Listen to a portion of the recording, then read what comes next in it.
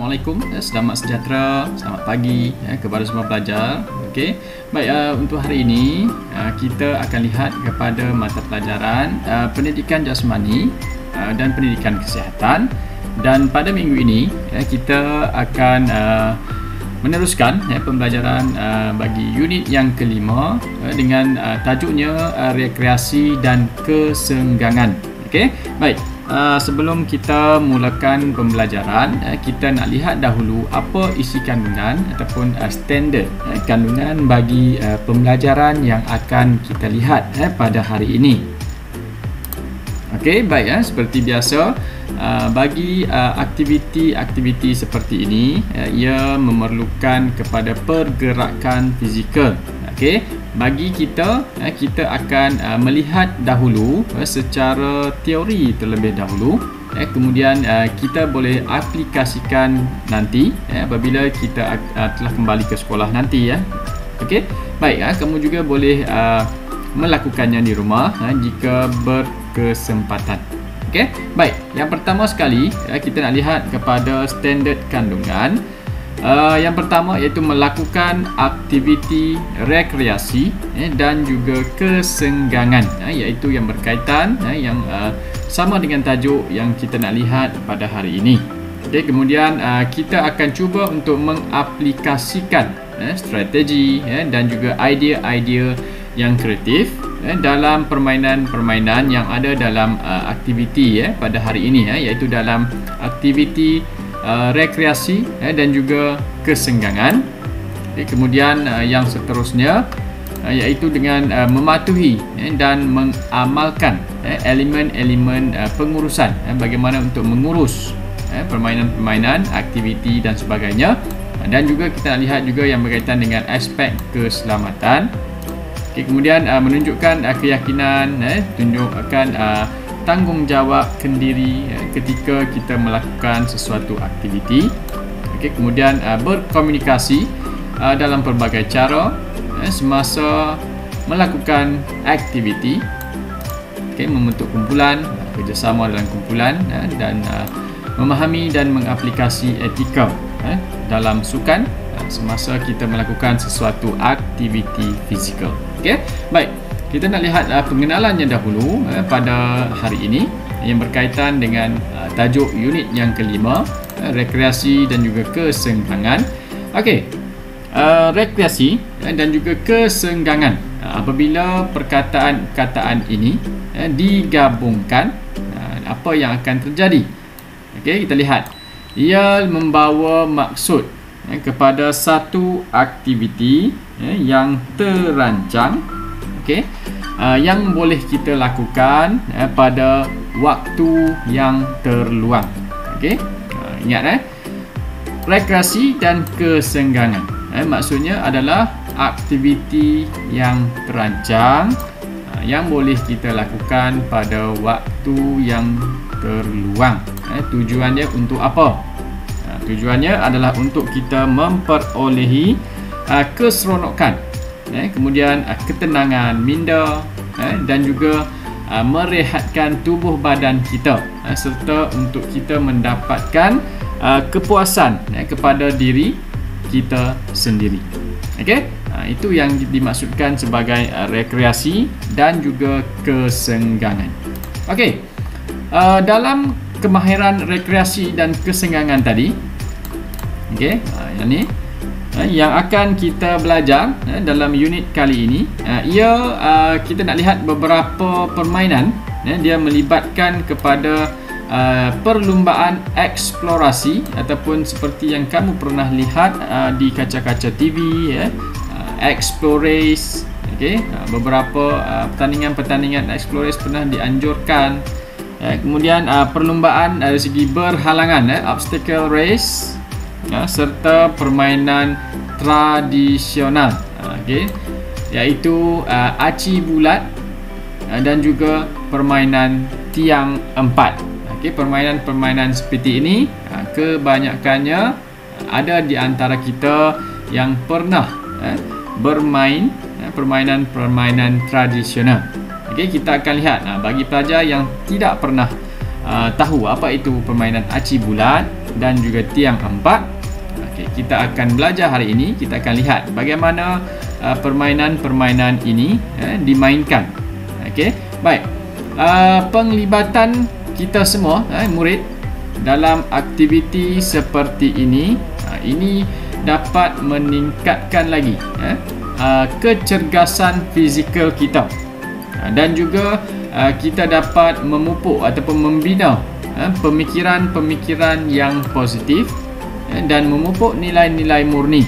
Nilai-nilai murni ini contohnya dalam permainan lah, kita dapat bekerjasama antara satu dengan yang lain, persefahaman antara ahli pasukan, dan juga ia dapat mengeratkan hubungan antara satu dengan yang lain. Tak kisahlah daripada ahli pasukan sendiri ataupun ahli pasukan pihak lawan. Tujuan kita bermain ni adalah untuk mendapatkan keseronokan, ketenangan, dan juga merehatkan badan, minda kepada kita semua. Okey, baik. Yang seterusnya kita nak lihat kepada permainan yang pertama, iaitu permainan perlumbaan eksplorasi, ataupun kita panggil sebagai permainan Explorers. Okey, baik. Dalam permainan seperti ini, Explorers, peserta perlu menyelesaikan tugasan ataupun soalan yang diberikan pada setiap checkpoint yang telah ditetapkan. Okey, itu yang pertama. Kemudian, petugas-petugas yang ada di checkpoint perlu dilantik oleh pengurus pertandingan. Kemudian, peserta perlu bergerak, peserta perlu bermain permainan Explorers ini secara berkumpulan.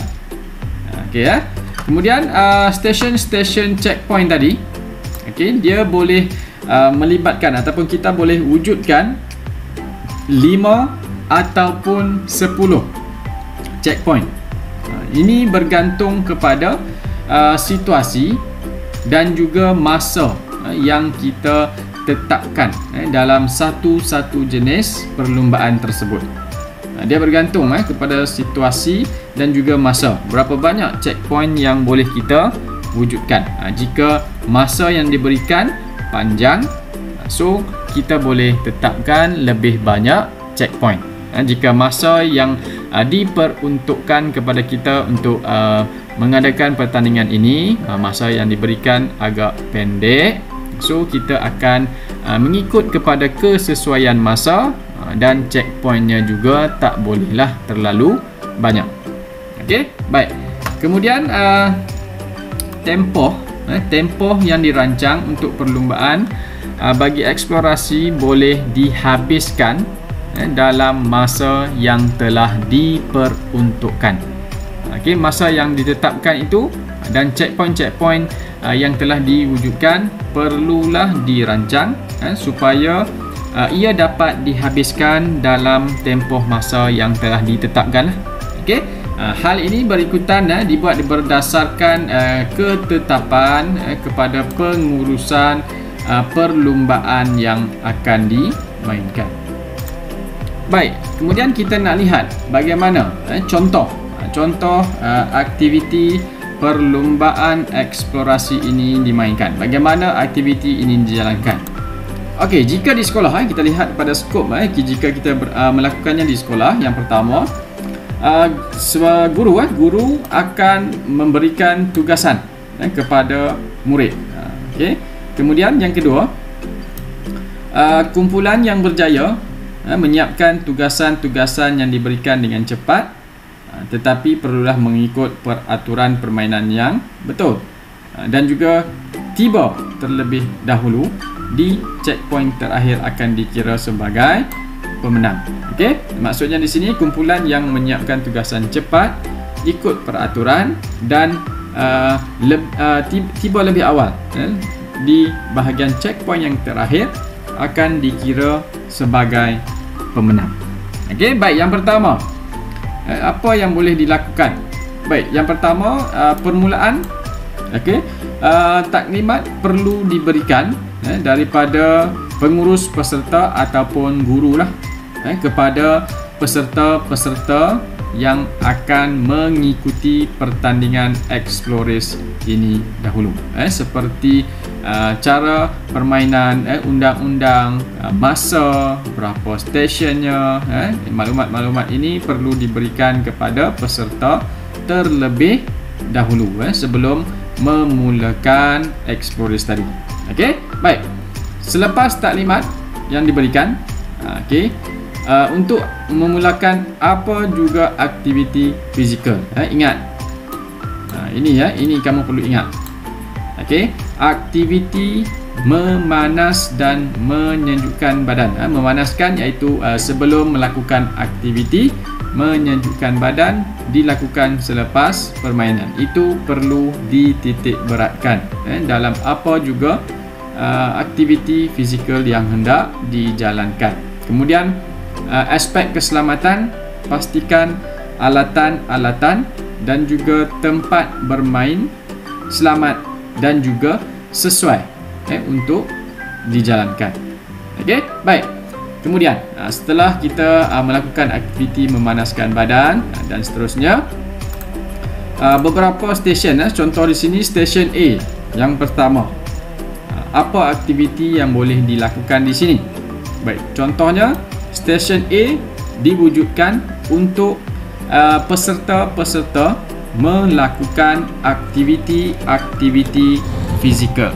Okey, arahan dia contoh yang pertama, murid perlu menarik beg pasir seberat 30 kg secara bergilir-gilir, iaitu secara bergilir-gilir antara ahli pasukannya sendiri. Kemudian beg pasir ditarik sejauh 10 meter sebanyak 2 kali ulangan bagi setiap murid. Okey, maksudnya setiap orang pelajar tadi akan menarik beg pasir tadi sejauh 10 meter sebanyak 2 ulangan, 2 kali. Okey, itu stesen yang pertama dari segi aktiviti fizikal. Kemudian stesen B. Stesen B adalah ujian minda. Okey, bagi stesen B apa yang perlu dilakukan? Okey, yang pertama, setiap murid akan diberikan 5 soalan silang kata.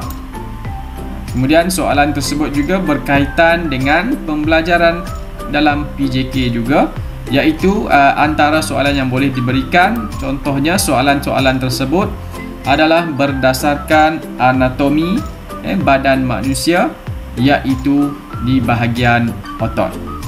Okey, apabila selesai di bahagian stesen B, pelajar-pelajar ataupun peserta telah menjawab soalan-soalan silang kata tadi. Okey, apabila selesai, kumpulan tadi akan bergerak ke stesen yang seterusnya, iaitu stesen C.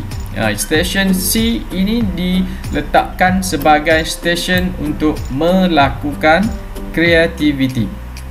Apa aktiviti kreativiti? Contoh yang pertama, murid perlu mempersembahkan satu tarian tradisional ataupun pergerakan berirama yang telah kamu pelajari semasa di awal-awal tajuk di buku teks. Contohnya seperti apa? Tarian singa, sewang, joget inang, zapin dan sebagainya. Ini stesen yang dititik beratkan yang berkaitan dengan kreativiti. Muzik akan disediakan. Pelajar ataupun peserta hanya perlu mempersembahkan tarian tersebut. Kemudian pergerakan-pergerakan yang dipersembahkan ini perlulah yang menarik, bukan yang main-main, yang malu-malu dan sebagainya. Bincang dalam kumpulan, kemudian persembahkan tarian tersebut dengan cara yang menarik dan juga idea yang sesuai dengan keadaan situasi ketika itu. Okey, apabila kumpulan dah selesai di stesen C, mereka akan bergerak pula kepada stesen D. Ini stesen yang ditetapkan bagi deria, mengesan deria sentuh pada diri peserta, iaitu apa yang dilakukan. Yang pertama, setiap daripada peserta ataupun pelajar akan ditutup matanya dengan diikat sehelai kain hitam. Kemudian yang kedua, peserta tadi perlu menyentuh dengan tangan. Mereka akan sentuh dengan tangan sesuatu barangan. Kemudian mereka akan meneka item tersebut yang telah diletakkan di dalam bakul. Bagi stesen ini, item-item tersebut ataupun barangan-barangan yang diletakkan dalam bakul tadi, ia perlulah berkaitan dengan peralatan yang dikenali oleh pelajar-pelajar, terutamanya peralatan-peralatan ketika menjalankan aktiviti PJPK. Contohnya seperti meletakkan item bola sepak, bola pingpong, bulu tangkis dan sebagainya yang berkaitan dengan pembelajaran. Baik. Kemudian selesai di kawasan stesen D, deria sentuh, mereka pula akan bergerak kepada stesen yang seterusnya, stesen E, iaitu stesen bagi pergerakan lokomotor, iaitu gimnastrada. Bagi stesen ini, apa yang perlu dilakukan oleh pelajar ataupun peserta, mereka perlu mencipta satu pergerakan gimnastrada seperti yang pernah dipelajari, dengan menggabungkan beberapa tarian dan juga asas dalam gimnastik. Itu arahan yang pertama. Daripada pergerakan dan penciptaan pergerakan-pergerakan gimnastrada tadi, markah akan diberikan berdasarkan kepada kreativiti dan juga kesamaan pergerakan. Pergerakan yang dilakukan sama, serentak, yang menunjukkan kepada keseragaman. Itu yang kedua. Yang ketiga, kumpulan yang menghasilkan pergerakan lokomotor tadi yang sempurna dan yang paling menarik akan dipilih sebagai pemenang. Baik, itu stesen E. Kemudian selesai stesen E, mereka akan bergerak yang stesen yang seterusnya, stesen F, iaitu stesen pertolongan cemas. Bagi arahan di stesen F, setiap dari kepada kumpulan perlulah membuat satu simulasi yang berkaitan dengan TOTEPS, iaitu pertolongan cemas. Baik, kemudian kumpulan yang melakukan prosedur dengan betul dan tepat akan diberikan markah yang sewajarnya. Itu bagi stesen F. Dan yang seterusnya lah, jika ada lagi checkpoint yang seterusnya, perlulah ditentukan. Setiap daripada checkpoint itu ada aktiviti-aktiviti yang tertentu. Baik, itu adalah bagi perlumbaan eksplorasi ataupun perlumbaan eksplorasi. Bagaimana ia untuk dijalankan, dan apa stesen-stesen yang boleh diwujudkan dalam permainan eksplorasi tadi. Bagi permainan eksplorasi, beberapa kelebihan yang dapat kita lihat jika kita menjalankan permainan seperti ini. Yang pertama, kerja sepasukan. Dia akan membina satu bentuk kerjasama, iaitu para peserta perlulah saling membantu antara satu dengan yang lain bagi menjayakan setiap daripada tugasan yang diberikan. Itu yang pertama. Kemudian yang kedua, dia akan menguji kesabaran setiap daripada peserta.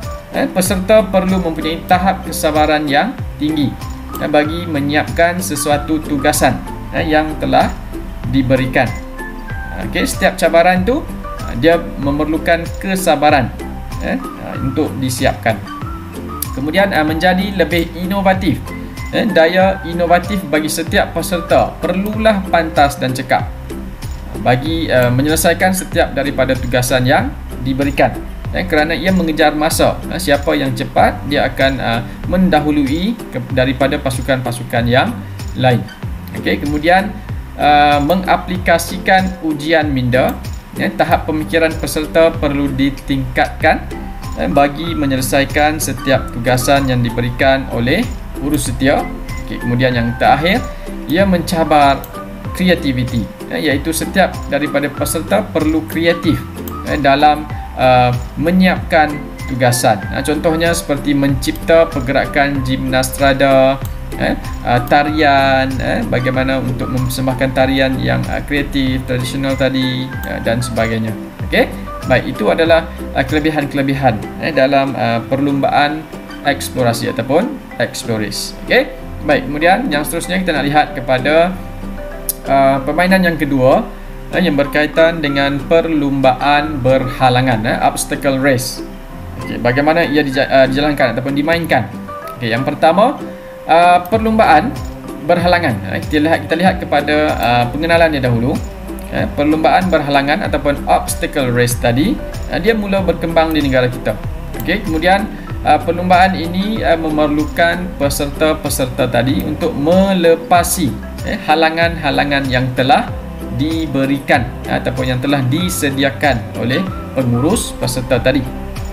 Baik, dalam perlumbaan ini peserta boleh merangkak, melompat, memanjat, berlari, dan juga kemahiran-kemahiran yang lain yang sesuai dengan halangan yang diberikan, yang sesuai dengan laluan dan juga halangan yang telah diberikan, disediakan kepada peserta.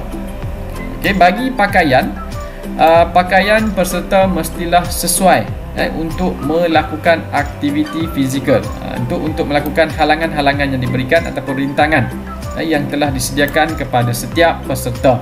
Kebiasaannya kita akan melakukan aktiviti ini dengan memakai pakaian-pakaian t-shirt, seluar track, seluar yang sesuai dengan aktiviti fizikal yang membentuk ataupun memberi keselesaan kepada setiap daripada peserta tadi. Okey, perlumbaan ini boleh dijalankan secara individu. Okey, dia boleh juga dijalankan secara berpasangan, berdua-dua, ataupun dijalankan secara berkumpulan. Dia boleh secara individu, secara perseorangan, berpasangan, berdua, ataupun secara berkumpulan dalam jumlah ahli yang ramai. Aspek keselamatan, ini juga perlu dititik beratkan. Ini merupakan perkara yang paling penting dalam melakukan aktiviti fizikal dalam sukan perlumbaan berhalang-halangan tadi. Setiap petugas perlu berada di setiap checkpoint yang telah ditetapkan dan juga dibekalkan dengan peti pertolongan cemas untuk persediaan jika berlaku sebarang kemalangan ataupun kecederaan. Okey, baik, itu sedikit maklumat asas yang berkaitan dengan perlumbaan halangan. Okey, baik, first kali kita nak lihat bagaimana aktiviti perlumbaan ini dijalankan, cara ia dimainkan. Okey, sebagai contoh kita lihat di sini cara ia dimainkan, iaitu murid boleh dibahagikan kepada kumpulan berempat. Satu kumpulan ada 4 orang pelajar. Kemudian setiap daripada kumpulan tadi perlu menamatkan setiap halangan yang disediakan. Okey, kemudian murid hanya boleh bergerak ke stesen yang berikutnya selepas berjaya menamatkan halangan di setiap stesen yang disediakan. Maksudnya kumpulan pelajar tadi perlu menamatkan dahulu setiap halangan yang telah disediakan di setiap stesen, barulah boleh bergerak ke stesen yang seterusnya.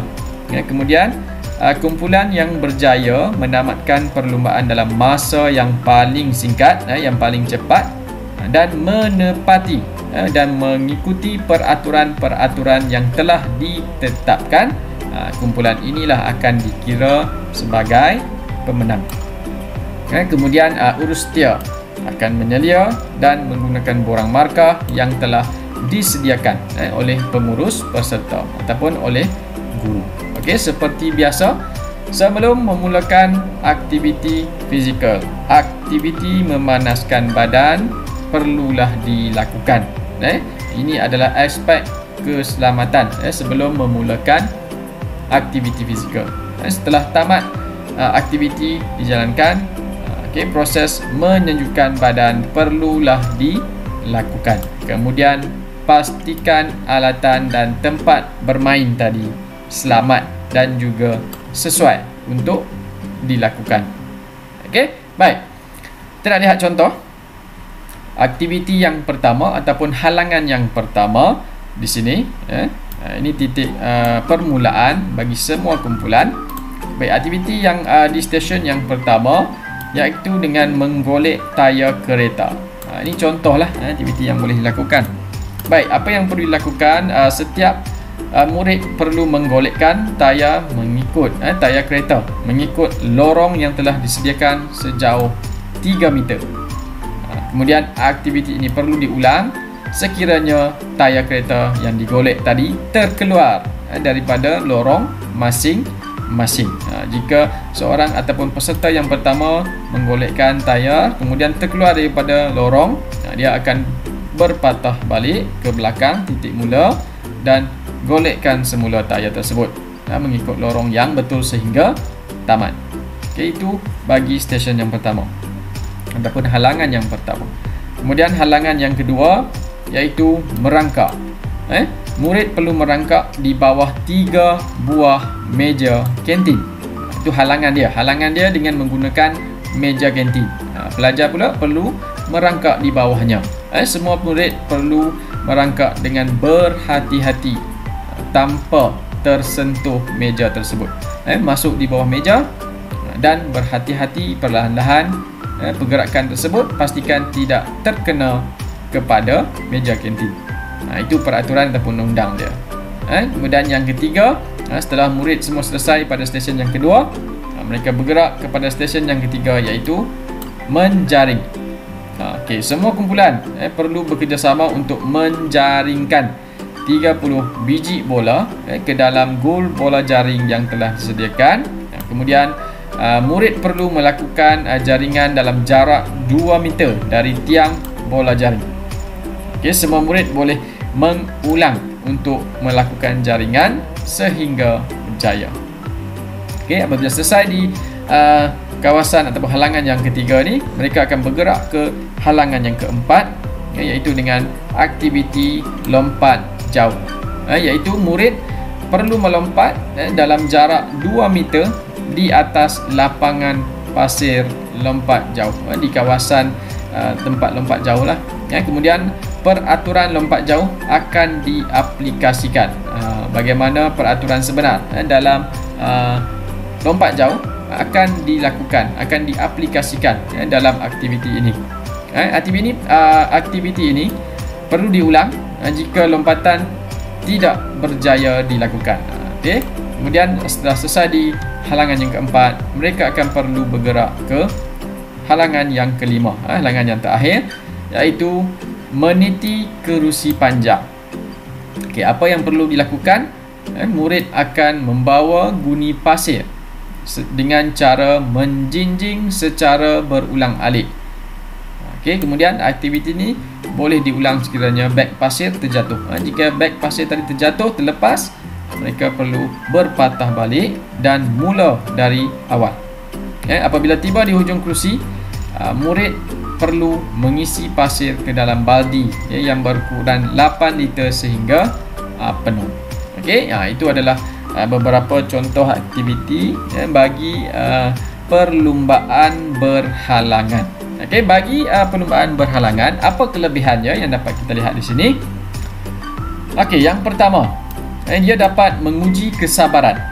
Jika tanpa kesabaran, peserta-peserta akan mudah berputus asa, menyebabkan halangan-halangan ini akan gagal untuk dilepasi.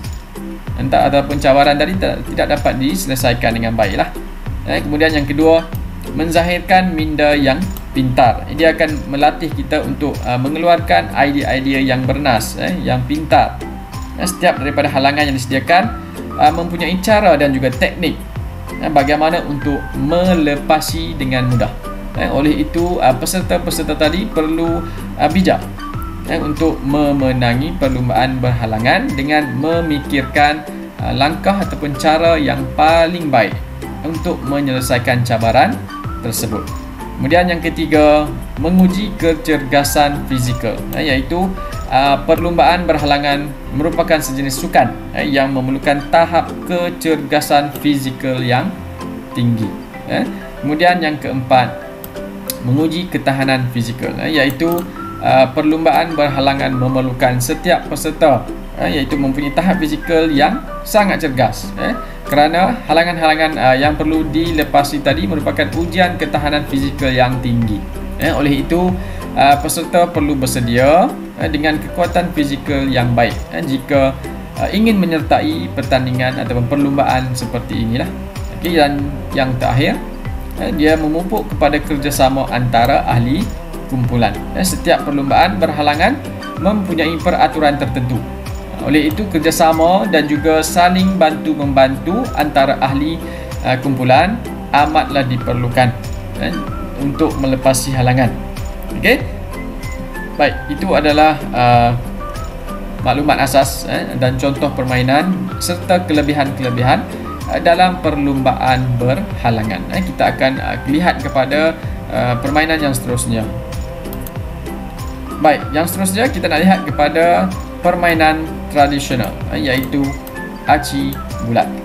Okey, pengenalan, kita nak lihat pengenalan sedikit, iaitu permainan ini yang bermula dengan perkataan aci selalunya merujuk kepada seorang pemain yang bertindak sebagai tukang jadi, iaitu pemain lain yang bermain dalam permainan ini akan cuba mengelak dan juga menyelamatkan diri daripada disentuh oleh tukang jadi tadi ketika berada di dalam bulatan, seperti dalam gambar tadi di atas ni. Yang tengah ni adalah tukang jadi. Okey, yang lain adalah peserta. Peserta tadi akan cuba menyelamatkan diri, mengelak daripada disentuh oleh tukang jadi. Tukang jadi perlu menyentuh mana-mana pemain lain untuk menggantikan peranan dia. Jika tukang jadi tadi dapat menyentuh salah seorang pemain yang ada dalam bulatan, peserta tersebut akan menggantikan tukang jadi tersebut. Okey, baik, permainan ini memerlukan dua buah bulatan yang dilukis dalam ataupun dibentuk sebagai rumah pemain. Okey, dua bulatan sebagai rumah pemain. Ketika menyentuh pemain, tukang jadi tidak dibenarkan untuk memijak garisan. Tukang jadi pula tidak boleh memijak ataupun memasuki dalam bulatan tersebut. Okey, permainan aci bulat, ia akan melatih pemain untuk menyusun strategi semasa mengelak daripada disentuh ataupun mencari ruang dan peluang bagi mendapatkan pengganti sebagai tukang jadi. Dan kebiasaannya permainan ini dimainkan di kawasan yang lapang dan selamat, di kawasan padang lah kebiasaannya, kawasan padang yang luas, yang lapang, supaya pergerakan itu tidak mendatangkan kecederaan kepada pemain-pemain. Okey, baik. Peraturan permainan aci bulat ni, yang pertama, sebelum memulakan permainan, mereka perlu melakukan undian bagi menentukan pemain mana yang akan berada dalam bulatan dan siapa pula yang akan menjadi tukang jadi. Kemudian tukang jadi tadi hanya boleh menyentuh pemain yang berada di dalam bulatan dengan menggunakan tangan sahaja. Kaki tak boleh, kepala tak boleh. Tukang jadi ini hanya boleh menyentuh peserta yang lain yang berada dalam bulatan dengan menggunakan tangan. Kemudian pemain yang berjaya disentuh oleh tukang jadi tadi akan keluar dari bulatan dan menjadi tukang jadi. Okey, apabila dia berjaya disentuh, dia akan bertukar peranan. Tukang jadi tadi akan masuk dalam bulatan dan pelajar yang disentuh tadi akan menjadi tukang jadi. Baik, kemudian setiap pemain tidak dibenarkan untuk memijak garisan bulatan. Semua pemain boleh bertukar bulatan dan permainan boleh ditamatkan dengan persetujuan daripada semua pemain. Okey, baik. Ini contohlah contoh kepada proses yang berlaku tadi. Yang pertama tadi, sebelum bermain, mereka akan melakukan undian bagi menentukan tukang jadi. Kemudian yang kedua, selepas tukang jadi dipilih, pemain akan masuk dalam kawasan bulatan yang ditandakan tadi di atas tanda. Setelah semua pemain bersedia, permainan akan dimulakan dan tukang jadi tadi akan mula mencari peserta-peserta untuk disentuh. Kemudian tukang jadi dikehendaki menyentuh pemain di mana-mana bulatan dan pemain yang berada dalam bulatan, mereka boleh bertukar bulatan dengan berlari bergerak ke bulatan yang lain. Oleh itu peranan tukang jadi untuk mengesan di mana pemain-pemain akan keluar daripada bulatan tadi, berlari ke kawasan bulatan sebelah dan boleh disentuh untuk mematikan pemain tersebut dan menggantikannya sebagai tukang jadi. Okey, baik, itu permainan yang pertama. Saya akan tunjukkan video pada akhir pembelajaran bagaimana aci bulat ini dimainkan. Baik, yang seterusnya. Okey, permainan tradisional yang seterusnya iaitu permainan tiang empat. Okey, baik, pengenalan kepada permainan tiang empat iaitu satu jenis permainan tradisional yang popular dimainkan oleh kanak-kanak dan juga masyarakat sehingga kinilah. Terutamanya jika pelajar-pelajar yang pernah bermain, mereka bermain di kawasan sekolah yang mempunyai tiang-tiang yang cukupnya lah. Okey, baik, kemudian permainan ini juga dikenali sebagai permainan minta api. Pemain akan menunjukkan kepantasan dan kelajuan untuk merebut tiang sesama mereka. Kemudian pemain perlu bijak untuk menyusun strategi dan sentiasa berkomunikasi. Tujuannya adalah bagi memastikan untuk kekal mendapatkan tiang maupun bertukar menjadi perebut tiang ataupun tukang jadi. Okey. Baik, permainan ini pada waktu dahulu permainan ini dimainkan di bawah rumah yang mempunyai banyak tiang. Jika tiada tiang, permainan ini akan mencari batang-batang pokok untuk dijadikan tiang. Dan kini permainan ini banyak dimainkan di kawasan koridor, laluan pejalan kaki di kawasan sekolah yang mempunyai banyak tiang. Okey, baik, itu sedikit pengenalan. Okey, bagi peraturan permainan dia, yang pertama, ketika bermain, setiap daripada pemain mesti menyentuh tiang menggunakan mana-mana anggota badan, tak kisah di seluruh anggota badan, pastikan ada sentuhan kepada tiang. Bagi tukang jadi pula, tukang jadi perlu merebut tiang yang tidak disentuh oleh pemain. Dan permainan akan diulang semula setelah tukang jadi tadi berjaya merebut salah satu daripada tiang. Okey, baik. Permainan dia mudah.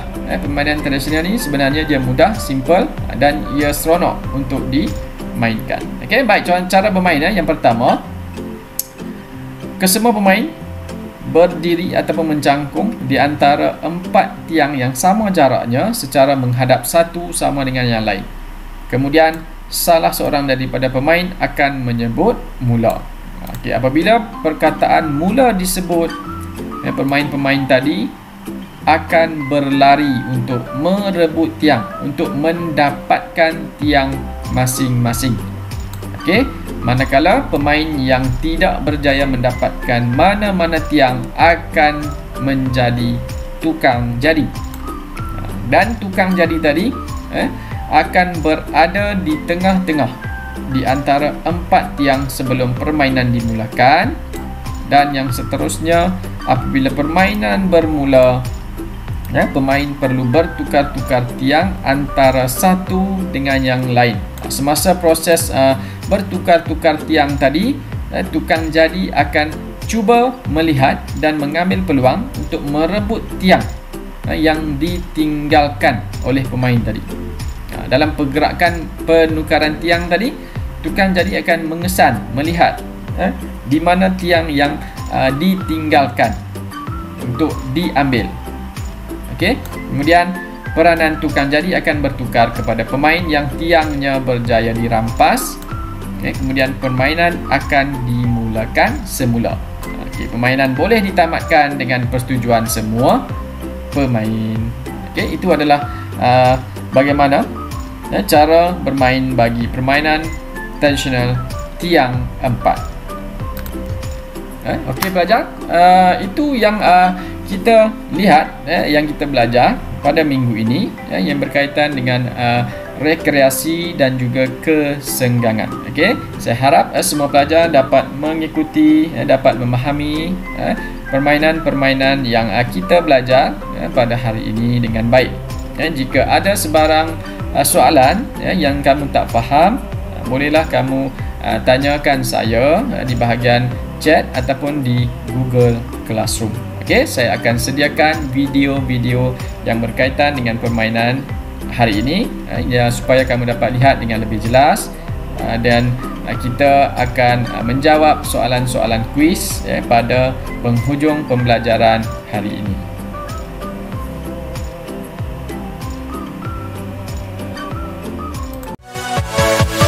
Yeah.